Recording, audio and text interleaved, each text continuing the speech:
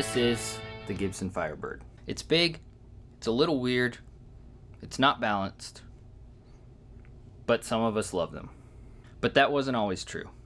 We'll get to the history of these guitars in just a minute, but let's start by looking at why Gibson wanted to make a Firebird. To understand why they brought this guitar on, you have to look at what they already had in their arsenal. You have the classic gold top Les Paul, the Sunburst Les Paul of the late 50s, and even an ES335. And Gibson was struggling. They couldn't maintain pace with their competitors at Fender and Rickenbacker. Fender had the Telecaster, the Stratocaster, the Jazzmaster, and Rickenbacker had some pretty crazy looking guitars. Even back then, Gibson was kind of starting to be looked at as the old guitar. Nothing new was coming out of there that anybody wanted. And that's exactly why Gibson made the Flying V and Explorer in the late 50s. They were trying to keep up with the futuristic looking guitars that the other brands were coming out with. Despite their best efforts, they were still falling behind, so they decided to try something different. Gibson decided to hire a car designer named Ray Dietrich to build a brand new guitar for them. When you look at cars from the 40s and 50s, they were pretty much works of art on wheels. And the guitar company was hoping to capitalize on that and take some of those stylistic choices and apply it to an instrument. And Ray Dietrich was their guy, and here are some of the cars that he helped design. When you look at that and compare it to the Firebird, it's easy to see some similarities. They have long curved fenders that kind of resemble the contours on this guitar. And this new design was different. For one, it had a neck-through design, which means the neck runs the whole way through the body, and you can see it all the way down to the strap nut on the bottom. It's also really long, and because of how long it is, the headstock end of the guitar is super heavy, so it doesn't sit balanced on your body. If you're wearing it on a strap and you let go of the guitar, the neck is going to dive. It also had a massive headstock with banjo-style tuners, and these aren't true to the historic specs, but it's the same idea where you don't have tuner knobs on the side of the headstock. Instead, they're on the back. Real quick interruption, if you're enjoying this video, please do me a favor, like and subscribe. It costs you nothing, but it helps me out a lot. And go check out my channel, watch some of the other videos after you finish this one. This was also the first time Gibson introduced custom colors into its lineup. And the Firebird also got its own brand new pickup. Despite being mistaken for mini humbuckers, they're actually a bit different.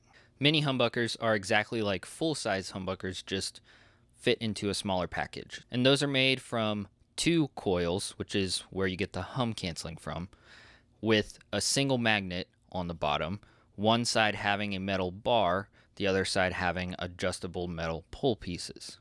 The Firebird pickup, on the other hand, has two coils with a magnetic bar in each coil.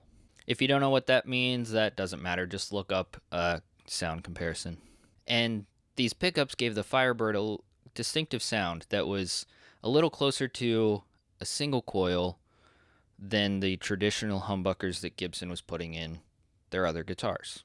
And with that, let's get to the history lesson, because it's kind of devastating. Gibson introduced the Firebird in 1963 with 4 models. The Firebird 1 had a single bridge pickup with a wrap tail piece, very similar to like a Les Paul Jr. The Firebird 3 had 2 pickups and a very basic tremolo system that really wasn't very good. The Firebird 5 had the same things as the Firebird 3, but it added an engraved tailpiece, crown inlays in the fretboard, and binding on the neck. And the Firebird 7 was the most premium. It featured an ebony fingerboard with block inlays, binding on the neck, and 3 pickups with the same tremolo system and engraved tailpiece. Like I mentioned before, that tremolo tailpiece was not very great, so a lot of them were converted into hardtails by the owners. And Gibson made these guitars from 1963 to 1965, but they weren't selling. So in 1965, they changed up the design to what is known as the non-reverse Firebird. And it follows the same naming convention that I just described for the normal Firebird, which is considered the reverse Firebird.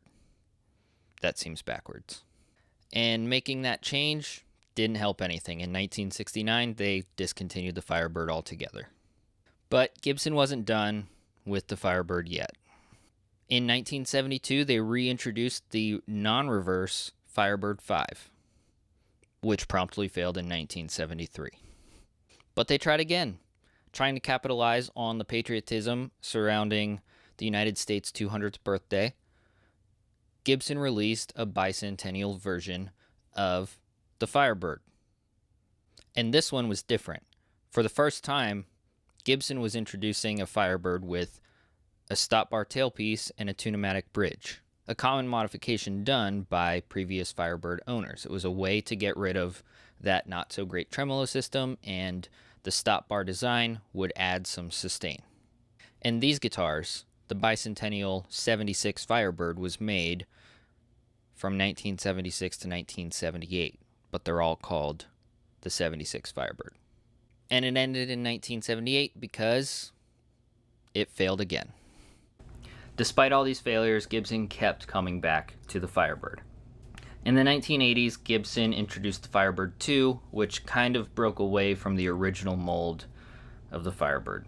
And the Firebird 2 had a curly maple top with binding on the body and some weird circuitry installed. And needless to say, that one failed too.